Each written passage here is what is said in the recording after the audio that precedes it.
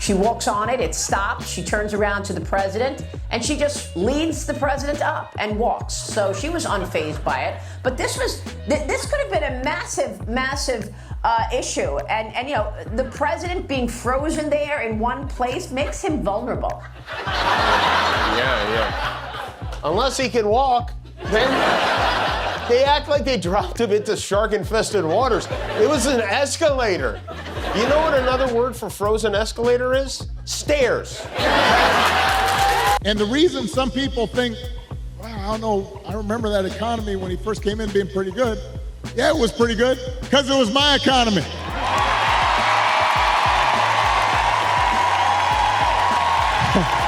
We had 75 straight months of job growth that I handed over to him.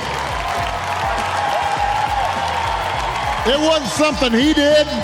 Picture this: Barack Obama and Jimmy Kimmel teaming up like an unexpected tag match, turning Trump's legacy into a late-night punchline. Obama, the president who roasted Trump so hard in 2011 it may have pushed him into politics. Kimmel, the comedian Trump reportedly tried to get fired from ABC because the jokes cut too deep. Now they're side by side, ripping into everything: the scandals, the lies, and that infamous golden escalator moment. This isn't just comedy, it's revenge disguised as laughs. And trust me, you don't want to miss the full story. So hit that subscribe button, drop your thoughts in the comments, and stick around, because this roast is just getting started. Donald Trump had many enemies during his time in office: the press, political rivals, even people in his own party. But one name kept getting under his skin more than almost anyone else: Jimmy Kimmel. Night after night, Kimmel went on air with brutal monologues, tearing into Trump's scandals, mocking his spray tan, his hand size, his hush money payouts, even the way he held a water bottle with two hands like it was a dumbbell. And Trump couldn't take it. He wasn't laughing, he was raging. Reports later revealed that Trump didn't just complain about Kimmel on Twitter or behind closed doors. He actually tried to get him fired.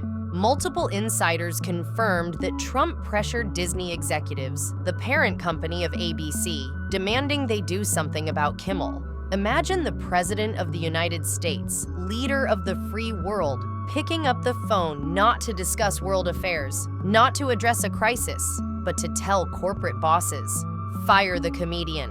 He's being mean to me." That's how fragile his ego was. And of course, it backfired, because Kimmel didn't back down. He went harder. The more Trump fumed, the sharper the jokes got.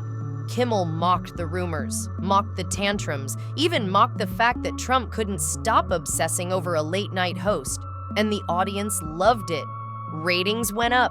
Clips went viral. The feud only made Kimmel bigger. Trump thought he could silence him, but all he did was give him more power. And that's the real trap Trump walked into. He built his entire persona on being untouchable, the big boss, the man who couldn't be defeated. But every time he showed how much Kimmel bothered him, he exposed himself as thin-skinned, insecure, desperate to control the one thing he never could: people laughing at him. Scandals could be spun, facts could be denied, headlines could be shouted down as fake news. But laughter, that sticks, that spreads, that humiliates, and it drove him crazy. By the end, Trump didn't end Kimmel's career. He made it legendary, because not many comedians can say a president tried to take their job and failed. And the reason some people think, wow, I don't know, I remember that economy when he first came in being pretty good. Yeah, it was pretty good, because it was my economy.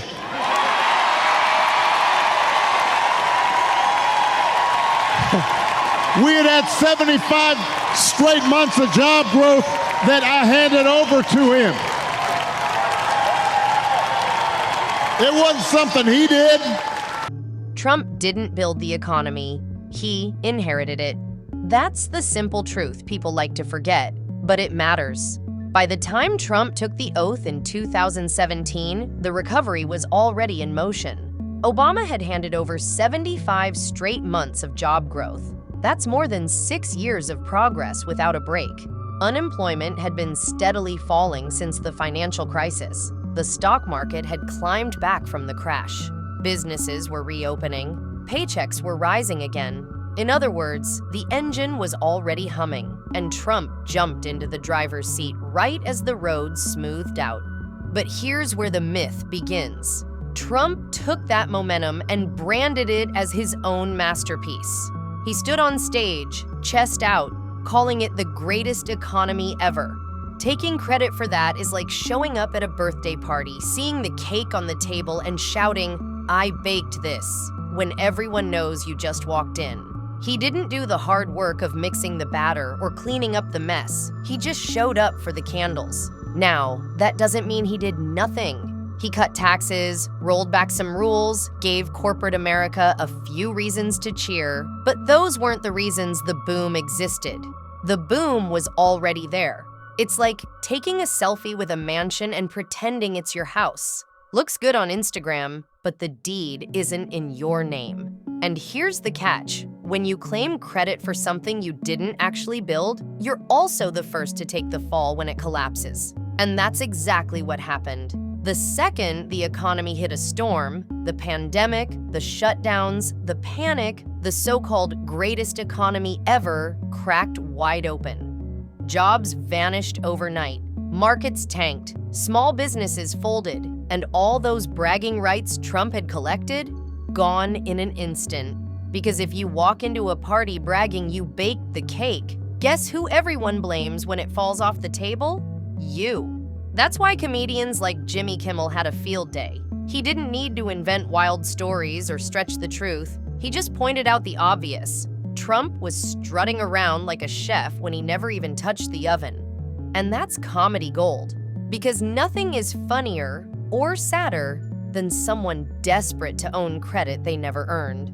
The real story of the economy isn't about who shouted the loudest or slapped their name on it. It's about who actually took the hits, made the tough calls, and carried it through the storm. Trump was great at branding, but branding only lasts until the cracks show. And once they did, the myth fell apart. History will never call him the builder. It'll remember him as the guy who walked in late, claimed he made the cake, and then dropped it all over the floor. Crowd sizes, gold escalators, spray tans. Everything about Donald Trump was staged to scream power and success. He wanted to look untouchable, like the biggest star in every room. The rallies, the handshakes, the over-the-top entrances, it was all part of the show. But behind the performance was a man obsessed with one thing: being adored. He didn't just want attention, he needed it, like oxygen. Every cheer fed him. Every headline made him feel bigger.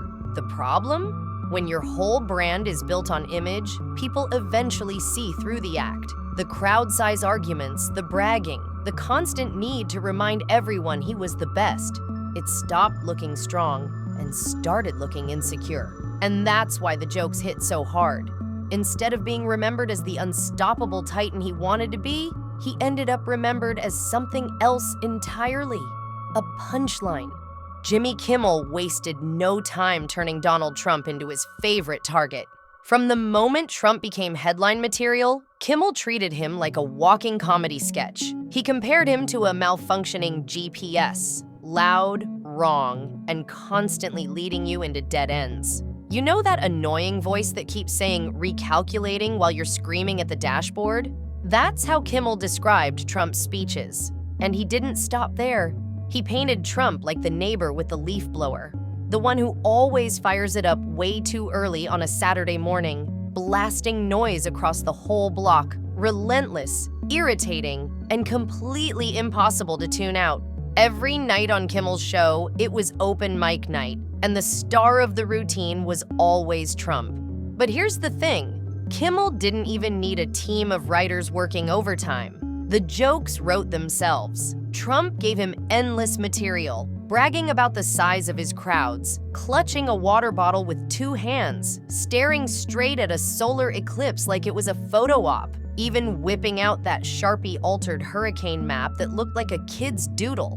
Kimmel just held up the mirror, and the audience couldn't stop laughing at the reflection. What made it even better was Trump's reaction. He wasn't ignoring it.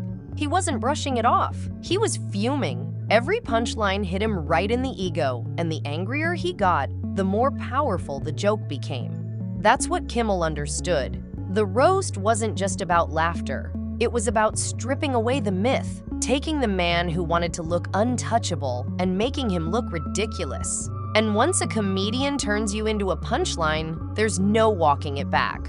That's why Kimmel's roast mattered. It wasn't one joke. It was years of turning Trump's image into late-night fuel, until the titan he wanted to be remembered as ended up remembered for something else. A never-ending setup, a living punchline, the easiest joke in town. Obama didn't shout, he didn't rant, he didn't even raise his voice. He didn't need to. He just laid out the facts in that calm, steady way that made people stop and listen. That was his style. Where Trump was firing off tweets in all caps, calling people names, stirring chaos with every post, Obama cut through it with a tone that felt sharp but effortless. He reminded everyone of the simple truth. Twitter storms aren't governing. Ego isn't leadership. Noise isn't strength, no matter how loud it gets. And that's why his words hit so much harder, because it didn't sound like a roast. He wasn't chasing laughs or applause. It sounded like a history lesson, delivered with surgical precision. Every word was chosen. Every pause carried weight. He didn't have to exaggerate because the facts already spoke for themselves. And that calm delivery made the contrast impossible to ignore. Next to Obama's quiet confidence, Trump's bluster looked more like performance than power. Obama made the point without ever raising his hand. That leadership isn't about who yells the loudest. It's about who can keep the room still with nothing but their voice. And in that moment, he didn't just critique Trump, he exposed him. Not as a titan, but as a man desperate to be taken seriously. Past presidents left monuments, libraries, legacies carved in stone. Trump allegedly left something very different: memes. The golden escalator entrance, the Sharpie hurricane map, the endless tweets that turned into internet punchlines. Obama, on one side, contrasted calm leadership with noise and ego. He didn't rant, he just laid out the facts, making the chaos look even louder. Then there was Jimmy Kimmel, taking the lighter route, poking fun at the everyday quirks, the spray tans, the water bottles, the crowd-sized debates. Two completely different styles, but both landing on the same point. The myth doesn't survive the spotlight.